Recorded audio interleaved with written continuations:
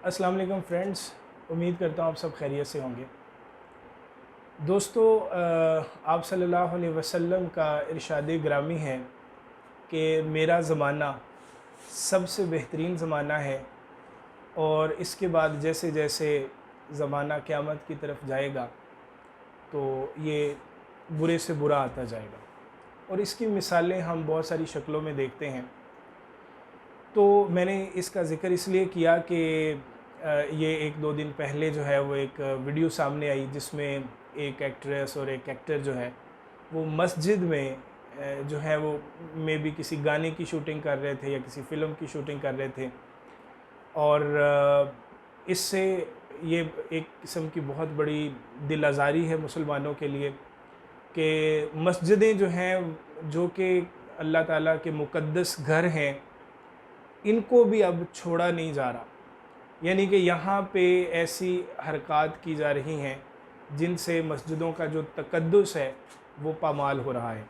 तो मैं आज कोशिश करूँगा, ज़ाहिर है जब जब कुछ नेगेटिव होगा सोसाइटी में तो हमारी ये ज़िम्मेदारी बनती है बीइंग टीचर भी, और अब अल्लाह ताला ने एक ज़रिया बनाया है आप तक गुफ्तगू को, ख़यालात को पहुँचाने का। तो ज़िम्मेदारी बनती है कि जब जब कोई गलत बात हो उसके ख़िलाफ़ जो है वो कम से कम बोला जाए, लोगों में जो है वो शऊर पैदा किया जाए और कोशिश की जाए कि हम जो है वो राह रास्त पर आएँ। अल्लाह ताला इसी से खुश होता है। तो अपनी बात जो है वो इस हदीस से शुरू करूँगा कि हज़रत अबू हुरैरा रज़ी अल्लाह तआला अन्हु से मरवी है कि रसूलुल्लाह सल्लल्लाहु अलैहि वसल्लम ने इरशाद फ़रमाया, अल्लाह को सब जगहों से ज़्यादा महबूब मस्जिदें हैं और सबसे ज़्यादा अल्लाह नापसंद करता है बाज़ारों को।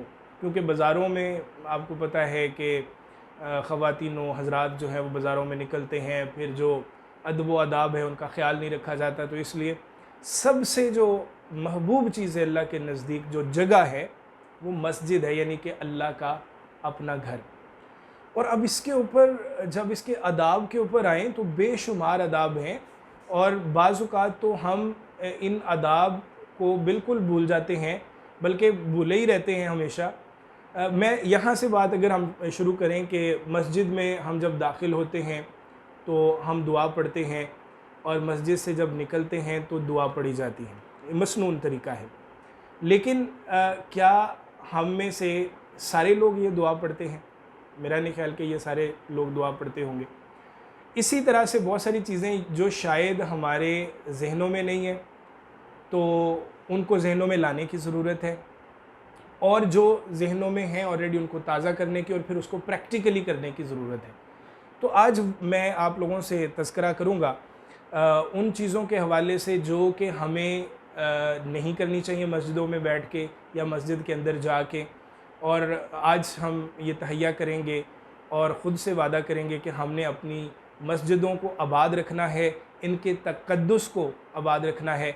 और जो लोग भी ज़िम्मेदार हैं इसके लिए कि मस्जिदों की बेहुरमती होती है, चलो हमने तो सुना था जी दूसरे ममालिक में जहाँ मुसलमान नहीं है, किसी और की हुकूमत है, तो वहाँ मस्जिदों की बेहुरमती होती है।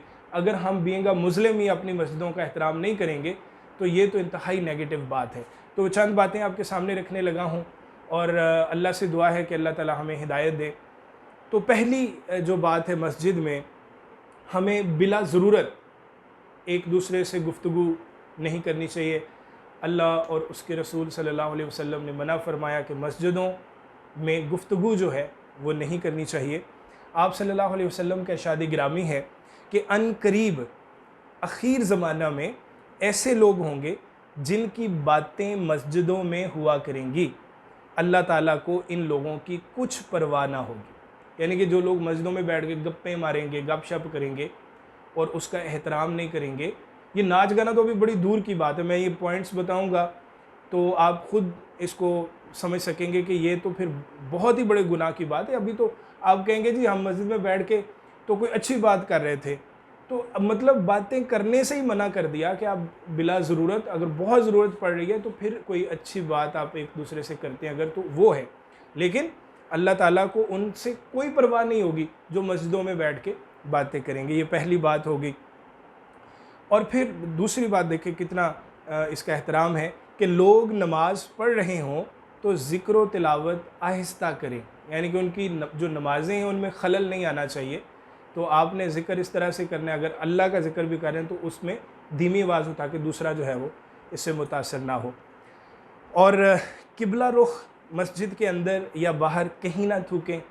हम ख़्याल नहीं करते, चलो मस्जिदों के अंदर तो मैं नहीं कहता, लेकिन हम बाहर इस बात का कभी ख़्याल नहीं करते कि हम थूकते हुए ये देखें कि इस तरफ किबला तो नहीं है। तो ये भी उसके तकद्दुस में आता है, किबले के तकद्दुस में आता है, तो हमें इसका ख्याल रखना चाहिए।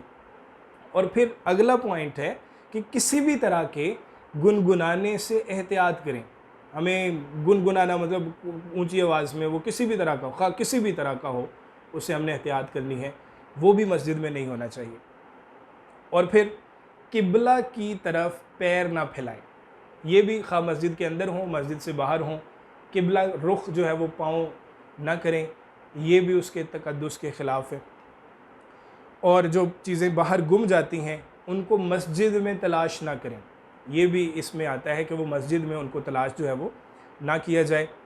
मस्जिद में बदन, कपड़े या किसी और चीज़ से ना खेलें। हमें अक्सर हम इस चीज़ की परवाह नहीं करते, कभी ये कर रहे होते हैं कपड़ों को, ऐसे कर रहे होते हैं ये वो, तो मतलब बिला ज़रूरत इन चीज़ों से भी मना किया गया है कि ये भी मकरूहात में तक आ जाएंगी और हमें ये नहीं करनी चाहिए।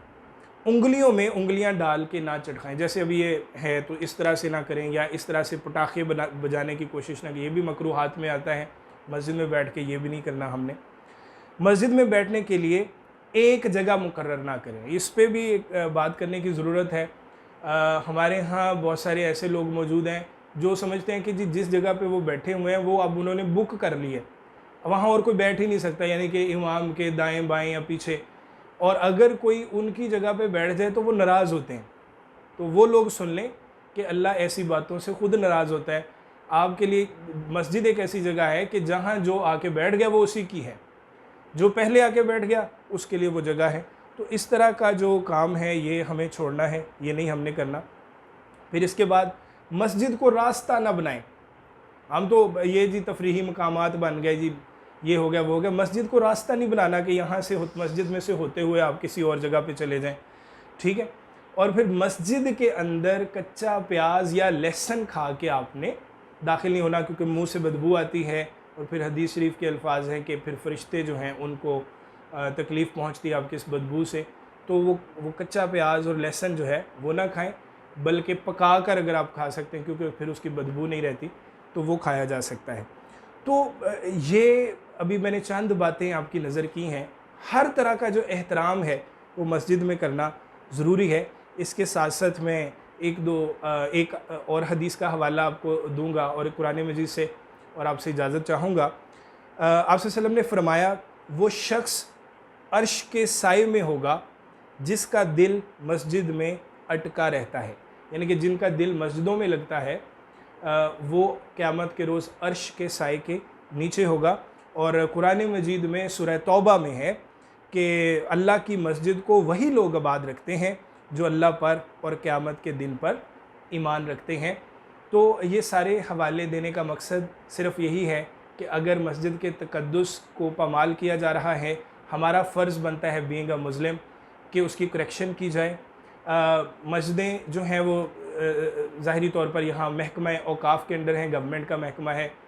उनको चाहिए कि अव्वल तो इस बात की इजाज़त ना दी जाए।